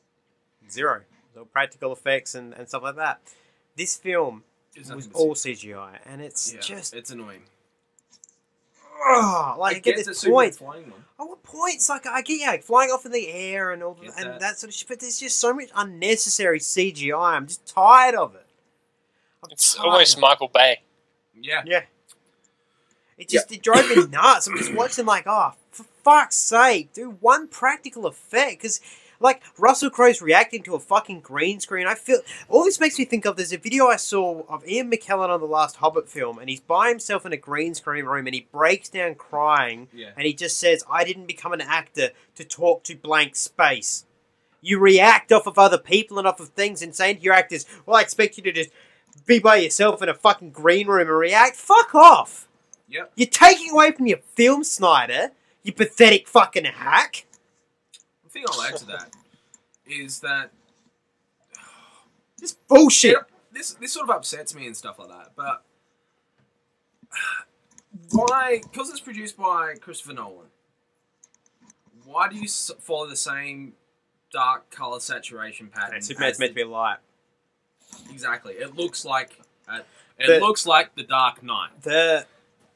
Mr. CrossFit brings up this point with this film a lot. Superman is the colourful character to Batman's dark. Absolutely. How do you have the contrast now? Yeah. I actually did a bit of fun because the episode of having a projector, these projectors have kind of independent things because films will come in sometimes and they won't have necessarily the right levels for your theatre or whatever. So you get control over saturation, over like independent colour hue and all that. I stripped it back up.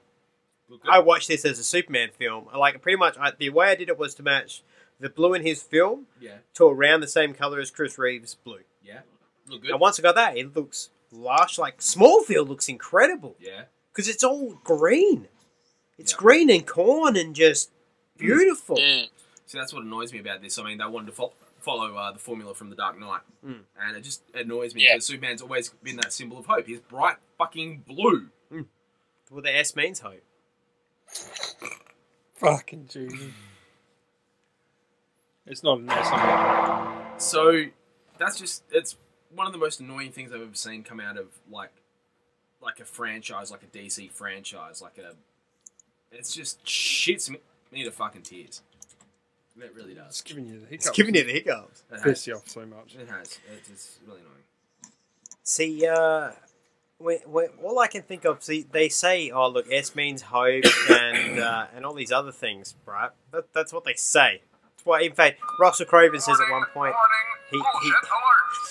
he looks at his son with his fucking wonky Kryptonian eyes that point off in opposite directions, and he's like, the S means hope. And I was like, the S means hope, huh? All I can think is just like, to me, it's more the S means something along the lines of... Everybody have you got us? Ready?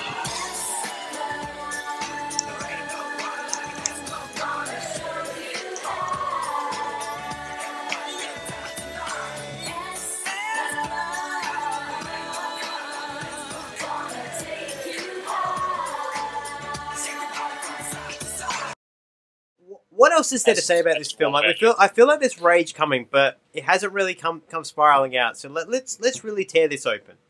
Braden. Yes. You dickhead. You and Matt, so this is directed at both of you. You and Matt have said you think Zod is good in this film and is a good actor. Yeah? I have only said that I like the actor, I don't like Zod. Okay. So Braden is the only one I need to attack for liking Zod. Braden. You're on your own. You have... it's not like you have said time. Bring it on. You like Zod. Okay, now I feel an Iron Man situation coming on here.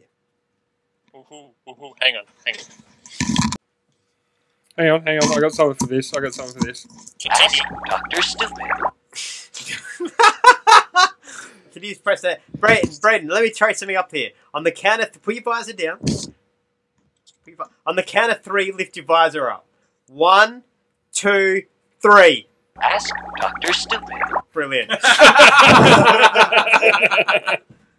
Right. So, how is Zod in any way a threat in this film?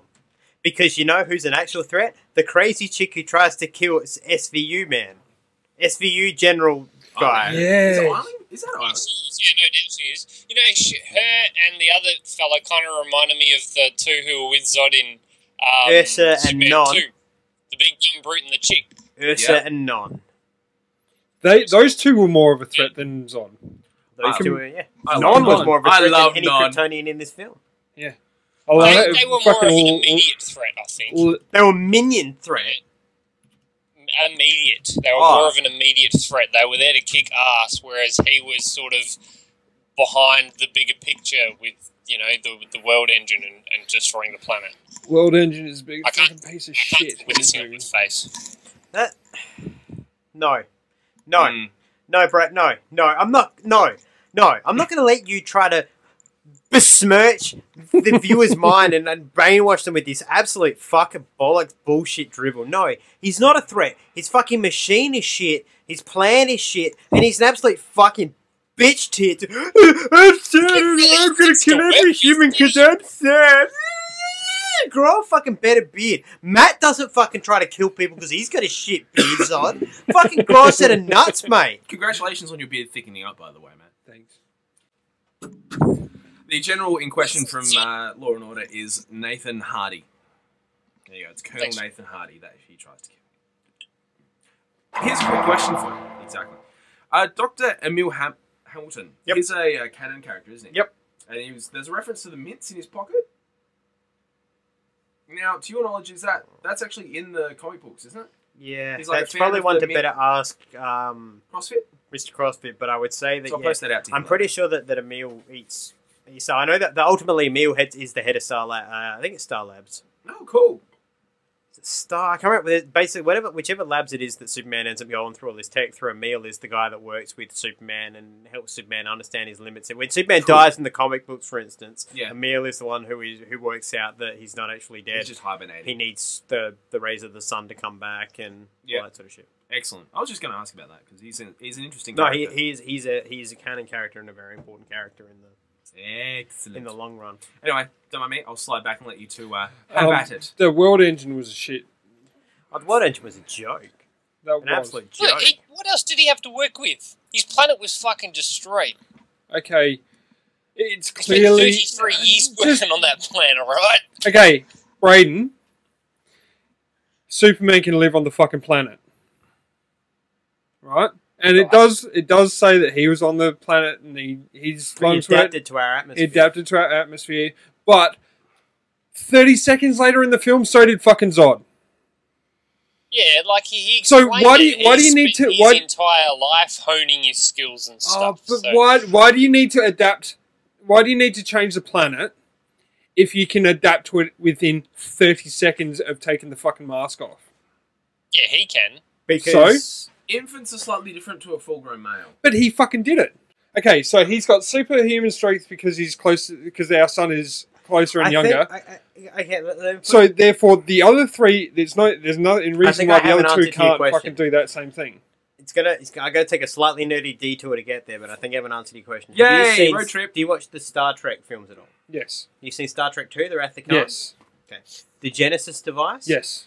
Get a dead planet, you send the missile down, the missile terraforms by basically implanting a seed. Yep. That seed, basically the seed germinates in the planet regrows. Yep. Cal is the seed. Right. You need him, basically the terraformer is preparing the Earth to be ready. Yep. So that you put Cal in the middle as the seed, kill him, and then go bang with all of his DNA, Yep. and you literally just the Earth reforms around him. So what they're doing is preparing the petri dish to put Cal into. But Yes. you've got to a planet where you can use the sun to the sun to get superhuman powers. Yes. So you don't need your battle suit because he clearly throws out in the fucking ground.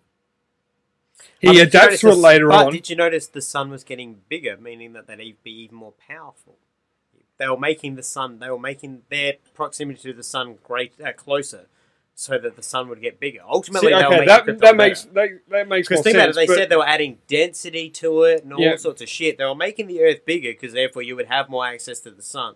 But they need to terraform and they need him at the core. They need Cal at the core to go boom. That's why if the line delivery had been, I will rebuild it atop his bones, you would get the point of, fuck, you need his bones to rebuild it. But because you have a shit actor who goes, I will rebuild it atop his bones, it doesn't matter. Okay. And then he wanted to get fitted for a new padded shit suit. I still feel that bastard. the fucking world engine was just to A make joke. up for the fact that The World Zod Engine is is a not an joke. answer. It's an not a absolute... fucking threat. Sorry. It's a farce. it's a MacGuffin in terms of what they call it in films. It's like the Infinity Stones in the Marvel films, the MacGuffins. There's something there to drive the plot along, but the reason it gets let down, you can have a MacGuffin if the characters and the script around it is good. If Zod had been good, you wouldn't have noticed that. You should have been like, fuck, get in there and stop the terraforming machine. Stop Zod. The problem is the terraforming machine is a bigger threat than Zod, and that's a problem when the terraforming machine exists for 4 minutes of the film. I mean, he destroys the fucking world engine before he kills Zod. Yeah. Exactly. Mm-hmm. And the only reason Zod becomes a threat is because literally Cal wipes out every other Kryptonian, so Zod goes nuts and forces Cal to kill him. The only good part of the film is him killing Zod in the end. That's the only thing that makes sense now. That scream at the end. Yeah.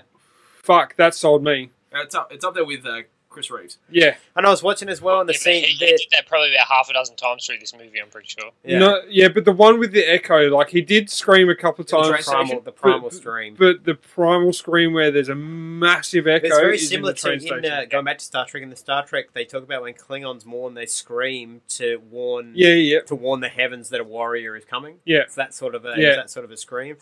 To me, though, it makes perfect sense. Like, watching that scene and knowing now that Bruce Wayne is in Metropolis and sees Zod's eyes and whatnot, and knowing as well that what Superman did is just, that's documented. That is on camera now. Him breaking a guy's neck.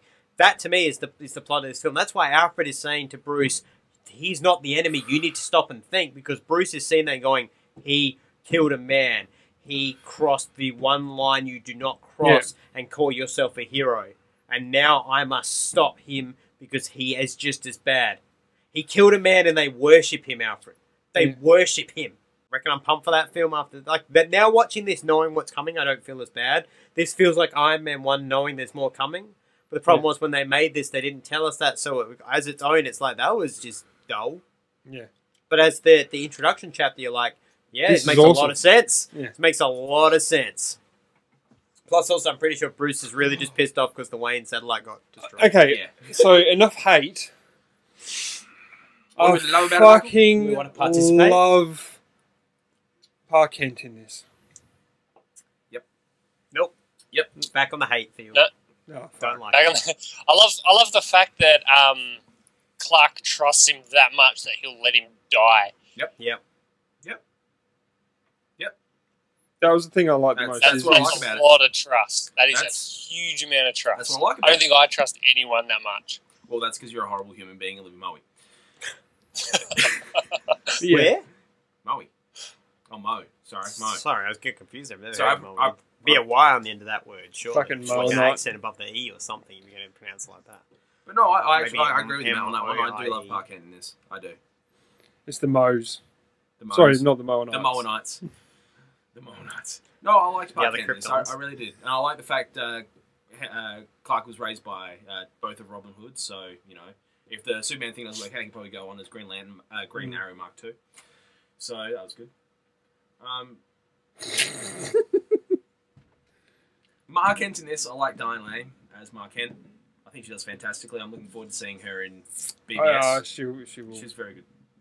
She's very good.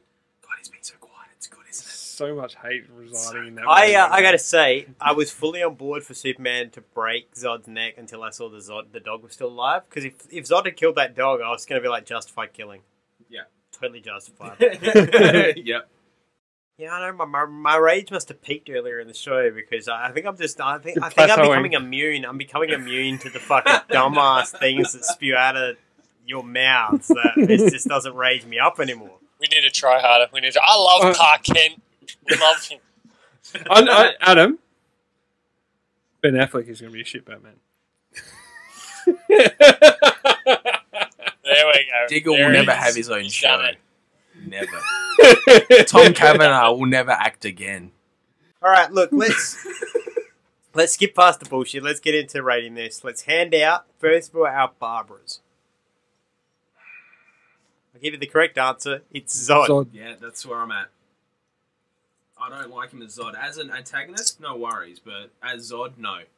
He's not menacing enough. He's not calm enough. That eerie calm. That's what I want. I want eerie calm. Brayden's fallen asleep. I don't know. You look like you're having an existential crisis. Just It's because he's I am, suddenly I- realizing that, like, because I pointed out that this Zod compared to Terrence Stamp, he's like, God damn it, Zod is shit. It's the same way. Have you noticed? Just It's the quietly, have you guys noticed that ever since we did the Iron Man extravaganza episode, Brayden has not been able to say, he's Freudian slipped every time he's tried to say Iron Man 3 is shit, yeah. and he always calls Iron Man the worst one ever since then.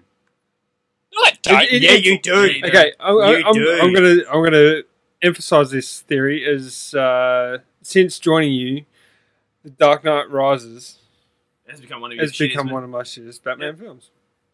Actually, yeah. It should be. It's an up there. absolute fucking turd, mate. It's a turd. It's up there with Batman versus Dracula. It's a turd. It's up there with Lightspeed. I don't know. Batman, Robin, Oh, no, it's crappier than Batman and Robin. Dark Knight Oh. Returns. Mm-hmm. Braden, Justice League New Frontier. Braden, we there is. That's cancer. I just want to say that there is a movie out there, and I did some probing, and I actually watched this movie. Do you get elbow deep? I got elbow deep, and then I fucking like. Well, I nearly cut my arm off so I didn't get fucking arm aids. It's But like yeah. that flesh-eating bacteria. Yeah. Just slowly, yeah. Yeah. I know we are. It's Lightspeed. It's horrendous. Can we get into that after the rating? We'll get into We'll get that. into Yeah. that. I reckon we're gonna have to do like a shitty A movie. bonus episode. Yeah, a bonus at episode. some point. You and I will do a bonus episode together and we can Yeah. talk about this thing if you want. Yeah, I just, cool. Pay attention to that coming in the next few weeks, folks. All right. So you don't have a Barbara Brady. Because he knows the only Barbara that deserves one. He doesn't want to say because that means you're right. As always. Who has Cranston's then? I want to give a Sarah Walt Juniors, which is the triplets. Yeah, my Walt Juniors. I want to give one to Henry Cavill for portraying a damn decent Superman. And I think it's been long overdue where we got to see a male lead portray his own Clark Kent and Superman, where the one and only Brendan Routh had to sort of take up the mantle from Christopher Reeves. So I think he does a very good portrayal of Superman and Clark Kent. One to Colonel Nathan Hardy, played by Christopher. What's his last name? Maloney. I think he does. He's fantastic. He's the general who got attacked by the Yep. Kryptonian bitch. And I want to give one to Pa Kent just to upset Adam. Just for that. I like it. Nothing. He's not a Parkent on par with the Lois and Clark Parkent. So yeah, he gets my third Walt Junior. I'm for the first time in my career here, I'm going to give out some Walt Juniors. Ooh.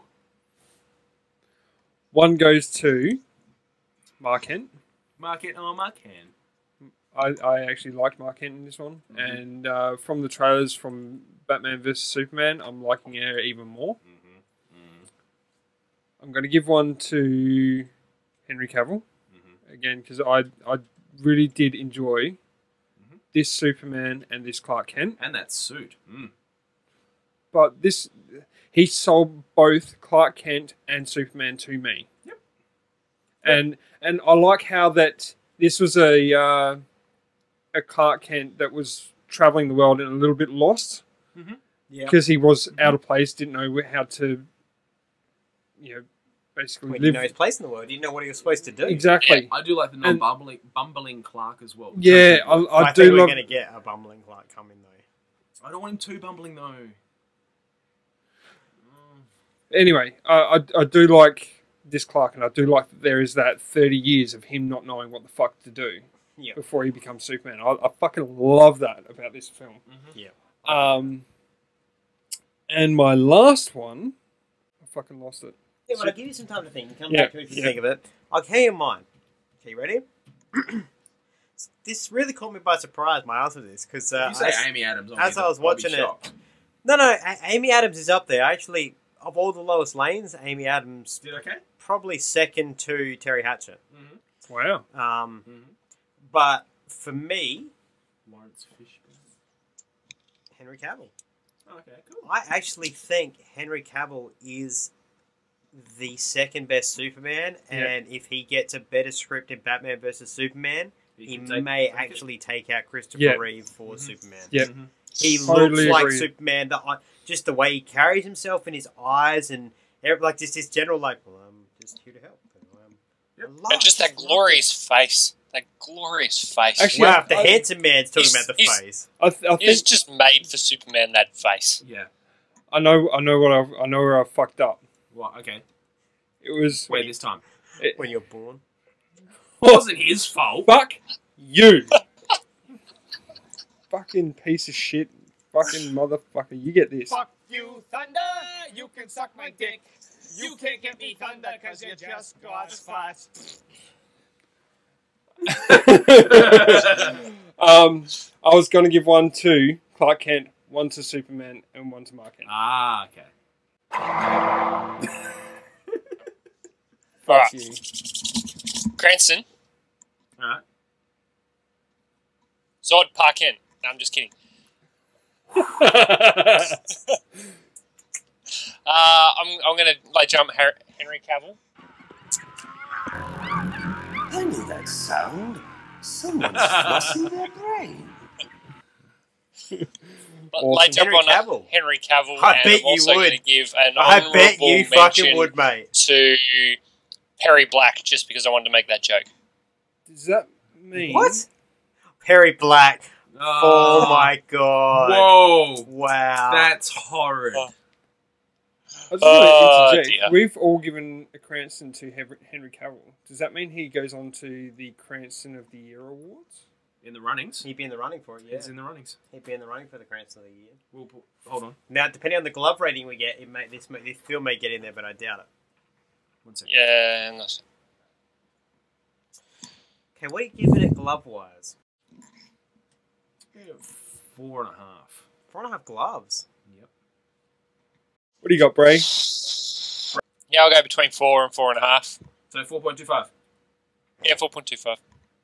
For a little finger and thumb with 4 gloves. Matt? 4.5. I have to do something I can't believe I'm going to do, but literally, scripting-wise, this is one of the worst films. Has one of the worst villains and shit. But it's called The Man of Steel, and goddamn if Henry Cavill is not the Man of Steel, so I'm actually giving this 4.9. 4.9. Wow. Because it only loses its marks if it had a better villain, if there had been a different actor as Zod, or the world scripting. creator had been slightly more important, like he'd had to get rid of Zod, then the world creator, it'd be a perfect script. Yep. And his strength and consistency aside and shit. But to me, I watched this and I'm sitting there and I'm like, I felt longer the first time, which says something. Mm. So yeah, that's 4.9. It's close. 17.9 out of 20. That's close. Not bad. But it's not a unanimous one that we'll put it obviously into movie of the year, unfortunately. So, gentlemen, should we move on to our final segment of the evening? So, time to empty the Batsack. Now, the first question we had actually came in via the chat, believe it or not, but it came obviously from Question Queen herself. Who Oh, else? fucking hell. And that question related to facial hair. And it was this.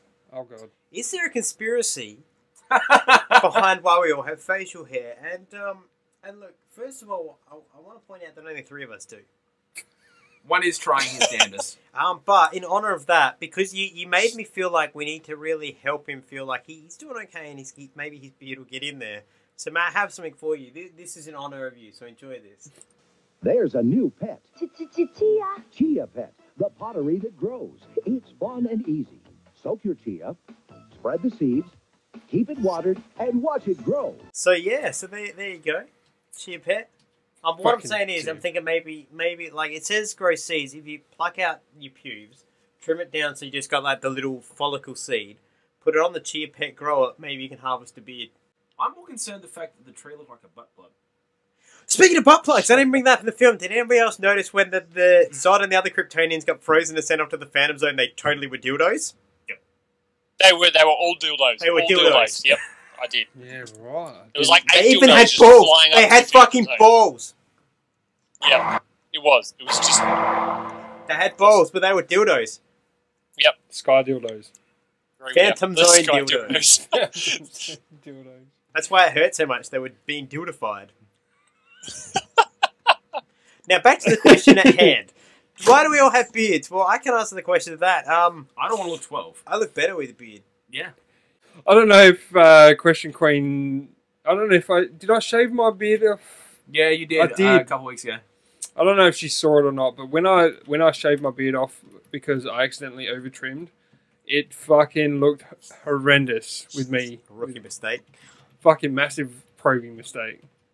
Yeah. Oh, God. So that's why I have beard, So because that's I look question- like a fucking dumbass without one. Well, you look like a dumbass. Fuck you, Adam. I'm just saying. I'm just saying, fuck you, This is Adam. like a I'm swings- just saying, Swings and Adam. roundabouts. Adam. Matt, welcome back. Fuck you. But seriously, Matt, it's good to have you back. It's good to be back. Is it? Is it good to be back? Did you say it's good to be back? But seriously, Matt, welcome back. Now, the second question I have comes in from longtime fan, Mr. CrossFit. Woo! And the question is this. Okay, you ready? See, it's a big one, so strap yourselves in. I will stroke the beard. Hey, Bat Spelunkers. Spelunkers. Oh, hey. I was hey. doing my morning ritual of listening to the theme from Superman 8 times in order to quiet the screaming in my head and which I assume is just yelling, "Train harder! CrossFit!" And get ready for work, and it made me wonder, what are your favourite superhero themes? I don't know if it's because I grew up with them or what, but John Williams' work on Superman and Danny Elfman's Batman theme still haven't been surpassed in the last 3 decades by any movie, Marvel or DC. So what do you think? Why do you think that is? And apart from Superman or Batman's themes, what themes are your favourites and best capture the essence of their heroes? Now, before we get into the answer, the total answer, I have a slight, I guess, pre-answer to that, which is there are 2 songs that outdate the pieces of music he's talking about that are as iconic and as well recognised. One we played earlier tonight. In fact, both we've technically played earlier tonight. One is obviously 66 Batman theme. I don't think you can play that for anybody and not have them know what it's from. Yeah. The other one is The Lonely Man. Yeah, absolutely. Yeah. Now I have answers for now, but I'm gonna wait on mine. I'm gonna let you guys see what you came up with. But I have come up with one theme, one current theme, and I've tested this out I asked 6 people, did a random cross test, and I got 6 answers of that is the theme from. So Yeah, I don't think I can pick anything else. Those 2 are the big ones, and they probably are my favourite ones. The only other one that probably comes close is the theme to Lois and Clark. Yeah. yep. Anything else that sort of captures them? Yeah, I agree with Lonely Man and 66 Batman. Like Terry and I argued the other week, I maintain the Lois and Clark one is one of the best uses of the symphony since like kind of the era of Star Trek ended. Star Trek The Next Generation and whatnot. The Lois and Clark one's great. It's probably on par, if not better, than the original Superman ones. That's a big call. Yeah, no, I'm not sure I can agree with that one, but Terry's broken. I have a problem with. You're an idiot. Oh, whoa! Whoa, okay, back up. Honey Badger. Say that again. You This is the music. Hey, loving, fanny farm having, tampon dangler. Tell me that again. I said the. What are you showing me there? Tampon. What the fuck did you get that from? Swear generator. Tell me that again. I'm saying the theme to Lois and Clark is Yeah. pretty close to being on par with the original Superman music. He's gone. I've never. It's seen good music. You dirty mouth sandwich having motherfucker. You're comparing Lois and Clark's theme to an iconic. I'm not arguing that it's iconic. I love it. Granny plug loving piece of Tony Stark mustache having trailer park. Wow, he sounded like Christopher Walken the more angry he gets. I can't believe. I've never seen Terry this angry. God! This is a moment of history, my friends. How? On par? I don't know you anymore, man. Fucking hell. Dead to me. Wow. All right. She's getting real in here. This has got fucking massively. She's got a little I too just- real. No. Just. There's Terry's hate song. It's Down syndrome having motherfucker. Oh, well. Hey, I was enjoying that. What have you lost a chromosome somewhere along the line? What Okay. the fuck is wrong Okay. with you? This is getting massively real. Terry's is- taking it to the streets. Yeah, I'll let you. He's just Just like keep American going. History X style here. You're gonna take a dump on your front doorstep. I swear to God. I feel like you've been bottling up this anger for some time. I have tolerated. Yes. Ladies and gentlemen, let it be known that Braden Ahern has twisted the honey badger Terry O'Neill's nipples. No, not my nips, my neck. He's basically fucking killed me with that comment. You know what annoys me? You know what upsets me? People who look like comic book characters. They think they can participate in a podcast. They hurt! They hurt when I twist That them! annoys me when their opinion is so blatantly wrong. It upsets me. It's like, Braden. Yes. continue You how have- wrong you are. So you're saying Lois and Clark is up there for your answer, is that right? Yeah. All right, Matt. What's yours? I don't actually have one, to be honest. It's hard. I'm sitting here thinking, It is. it's really hard for me to think, and any theme that I can think of is not actually related to superheroes at all. Yep. Have you? No, actually, I struggle to go past John Williams and Danny Elfman. I mean, the closest thing to that is, it's not a superhero one. I think we briefly talked about it before, and I did get the question wrong. Is the Tron theme by Daft Punk? That's it. For me, that's it. See, so what I did for this, because I thought this is a good question, it's a fun one. I went and got the main theme, went through and listened to the main theme for all the Marvel films. All the DC films. I literally sat down and went, are any of these memorable? Oh, isn't that the Mighty Ducks thing? That's Avengers and Captain America. Yeah. That's why, and that was going to get to that. They're actually negated from it, because I'm listening to them, I'm like, yeah, Mighty Ducks. I'm like, wait, no, that's... Avengers. So they're negated. So like I say, I came up with one. And I went around to people and I said, listen, I hummed and I played a piece of music and I said, can you tell me what this is from?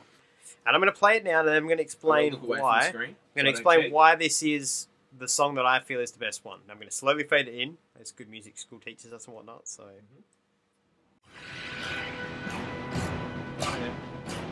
Wait for it, it's this part that comes up here.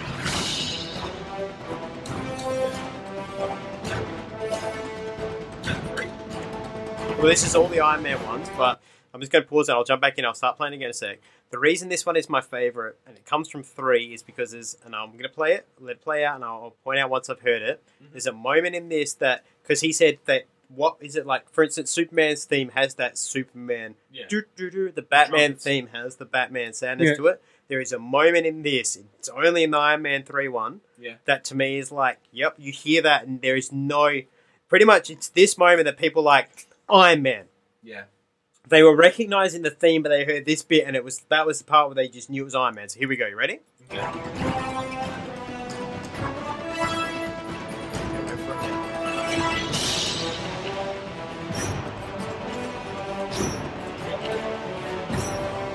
He's building his armor, and every time they heard that bang, that thumping of what is clearly armor, they were like Iron Man. So that is the answer. That is the only one I was able to find since Danny Elfman's Batman that is identifiable and iconic. Iron Man. On the theme of themes, I actually I struggle with Superman theme, the original one. Not for the fact that I don't like it, but the fact that. So I challenge you guys. You don't have to make a recording of it, but I want you guys to hum in your head or out loud the theme to Star Wars, and then immediately after, try and do the Superman. Or vice versa. Or vice versa.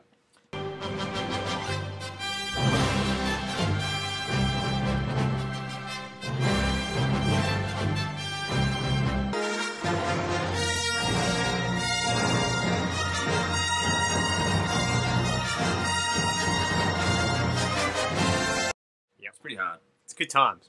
It's good times. Good times. Well, yeah. Well, that's all the questions I've got. If we got anything else in the chat before we Nothing in the wrap chat, things up? but we got a response from last week's Badge of the Badge. Oh, we did. Excellent. From someone we haven't heard from for a while. He's been vacationing in Florence. Is it Felipe? Tuscany?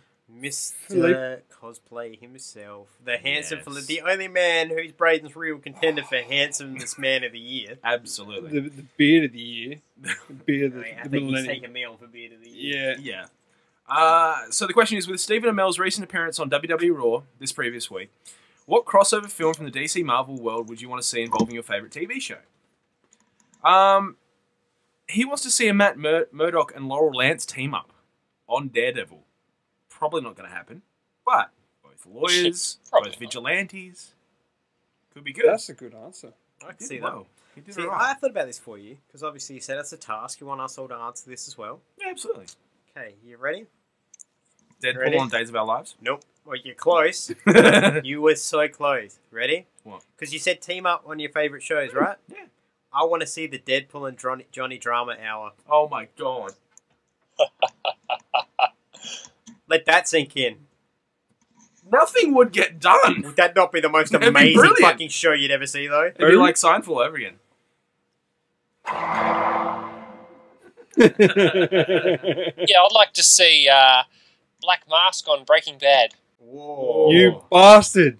That's good. That's very good. You bastard. That's I was going to go there. Black Mask taken on by Walter White. See who would come That'd be on a top of pretty that. amazing show. Yeah, we're talking about the Rome. Was it Roman, isn't it? Yeah, Roman Sionis. Yeah. Yeah, so yeah. That's scary to think about. That's a good answer. Oh, it is. That is a It good answer. is. I always think Braden's won the question. I think so. He gets this pen. Now, we will be covering, first of all, we'll be covering SummerSlam Yeah. in its entirety. And then we'll be moving on to a very special surprise, a Superman animated treat that I don't think many people have seen before. So I'm going to keep that. Keep your eyes posted. Tingling. That'll be coming up on the coming soon poster to let you know which one it is. And thank you so much for joining us once again. I've been your host, Red Thunder, Adam Gerard, and joining me this week have been the Probe Matt Richards, See you later. the Dad Knight, Braden Ahern, Goodbye. and the Honey Badger, Terry O'Neill. Hashtag John Williams forever. And we'll see you all next time.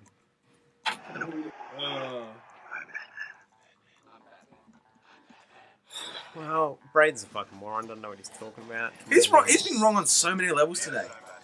He doesn't. You're just jealous of all this. No, I'm not, because you can't even go But the you rest had, of like- this. Your brain is the equivalent of Probie's beard. Matt doesn't even know how to respond to that one. Yeah, I fucking said it, mate. I'm not I was even lying. I was just about to say, good looks doesn't overrule stupidity. Well, how would you know? Oh, look at that chat just firing up. Fuck you, sir. It was great tonight, the chat. Yeah, really, a really big thing Griffo in the loved channel. it. Everybody You goes, guys great Well- first show for me to catch. well, I'll tell you what. Welcome to How the new about ones. read out some of the who's in the chat? So we with us got tonight? Griffo with us saying great night work. Great work tonight, boys. We got the mayor. Sounds like a rap. Or you're just not paying attention. welcome to the Batcave Welcome, as well. yep. It's his first viewing. So the mayor's actually doing some campaigning. As always, that's what he does. He's shoving some links in there for us as well. He's put the WordPress one up there. Brandon, what's the WordPress address?